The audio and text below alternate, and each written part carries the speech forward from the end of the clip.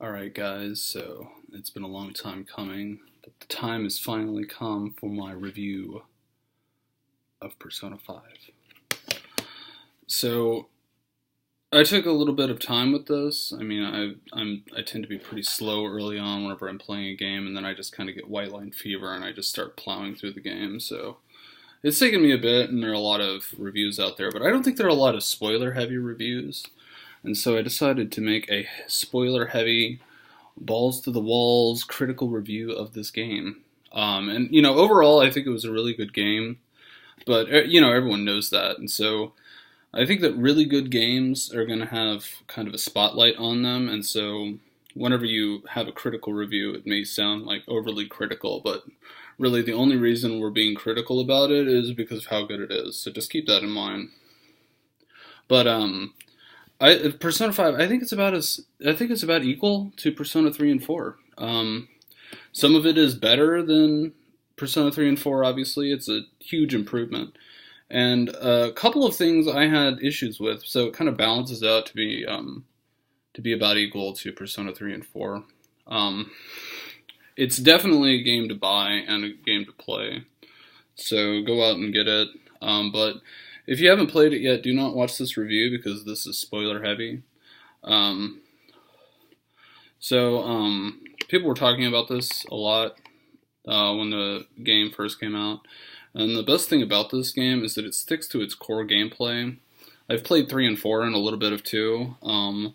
And it's basically the same game as it's always been. I wish that companies like Square Enix would learn to stick with their core, and maybe they would not alienate tons of fans. Although Final Fantasy 15 appeared to be pretty successful, so I don't think they've gotten the memo or the message. But I assure you, there are lots of people like me who were Final Fantasy fans who did not go out and get 15 because of how different it is. So I like that. About the game itself, I think it started out a little bit unfair. I think its difficulty was just a little too high. I started on hard, but I had to switch to normal. Basically, like the whole thing was like, okay, if you have time on the horizontal axis and difficulty on the y-axis, it just goes down like a straight linear curve, and so it starts out really hard and it ends really really super easy, and that's mainly because of the persona fusing. A lot of those personas that you acquire towards the end of the game are just overpowered. And so I kind of had to switch from normal and easy early on to hard, and so that's kind of a complaint. Another complaint I had is that the story is kind of heavy-handed storyline wise. At times it felt like this game was a visual novel. I mean, it felt like it was like 70-30 story, 70% story and 30% gameplay, which isn't a very good split in my opinion. It felt overwritten. The whole thing felt overwritten, kind of like Zero Time Dilemma and Virtue's Last Reward. Those games were way overwritten. It was ridiculous.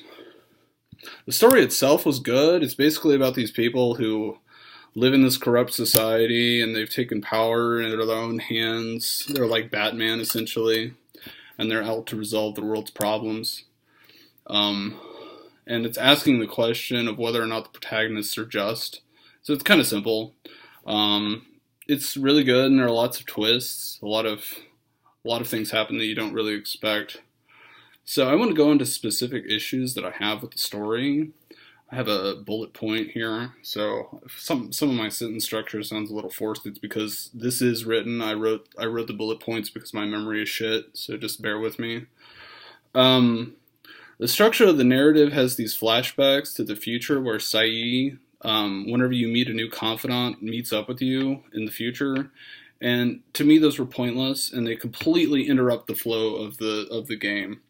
It's like the last thing I'm thinking about whenever I'm forging a new bond with one of my confidants is whether or not I'm in a future interrogation room with Sae. Like, I don't give a fuck. Like, seriously, I had to skip the text because, in my opinion, they should have just gotten rid of those flashbacks with Sae.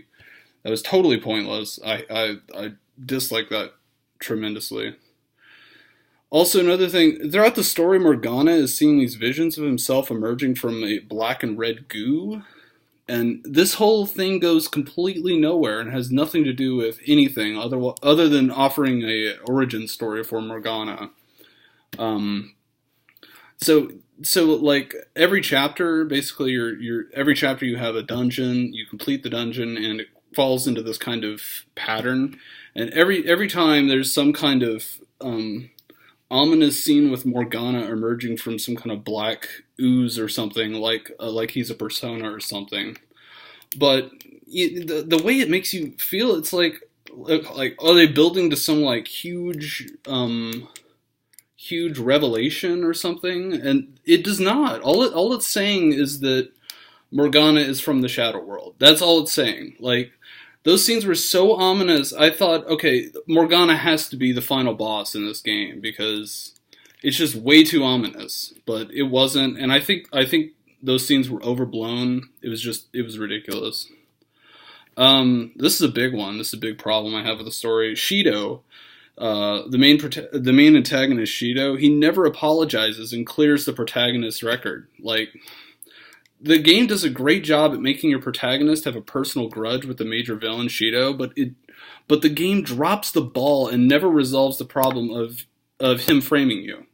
So it's like the whole purpose of going after Shido was utterly pointless. And after you expose Shido and steal his heart, like you don't get any satisfaction really from doing it. It's ridiculous. You never see him. Well, I mean, I think there is one scene where he comes publicly, but he doesn't clear the protagonist, and it's ridiculous. I didn't really like the final boss. I think towards the very end of the game kind of copped out. The boss basically was just another let's defy fate kind of boss where, you know, you're going to fight some kind of godlike being that has control over the human race, and and it's your destiny that you're going to follow his path, but you end up fighting him. I mean, we have seen that so many times in JRPGs, and it feels like the game just copped out at the very end. And when you enter the final dungeon, this is a lost opportunity. This is a lost opportunity. When you enter the final dungeon, you're presented with a fantastic plot point. You find a prison with all of the people whose heart has changed, and you're presented with a subtle idea that if you eliminate certain people's negative desires, you essentially eliminate who they are. Now, this was an opportunity to establish some gray area in the moral content of this game, but they completely disband it. Like, it's hinted at that whenever you're going around changing people's hearts, you're basically taking who they are from them, and so it kind of brings their brings the value of their evil desires into question. And I mean, really, basically the idea is that human desire is kind of evil. I mean, basically humans are just these kind of monsters that just fuck and kill animals to survive, and it's just kind of disgusting. But they had a chance, they had an opportunity to address that issue, and they failed to do it. And I think they could have made the boss somewhat gray on the moral spectrum, but they really decided not to do it, and I thought it was pretty lame. Other than that, other than these flaws that I have with the story, the game is basically perfect. The battle system is a lot of fun. It's clear improvement over the other games. Like, again, I think the difficulty was a little too much at the beginning, but it levels out and it becomes great. The dungeons are really fun. Obviously, that's an improvement, but you know, how could you have gotten any worse than Persona 3's dungeons? I mean, they're just generic, and I really like the confidants. I thought for a while that the confidants would just be annoying and that they would just come at you with their problems and you wouldn't really care, but I ended up actually caring for a lot of the confidants. So let me know what you think. And I know whenever you're criticizing something, you put a lot of stake into it, and don't like I may have like misread a line or two here and there, like, and it may have like eliminated the purpose of my criticism. So don't like hang me on a fucking tree because I made an error in my criticism. That's just bullshit. But I think I read it pretty accurately. So let me know what you think in the comments section, and I am out. I will see you later.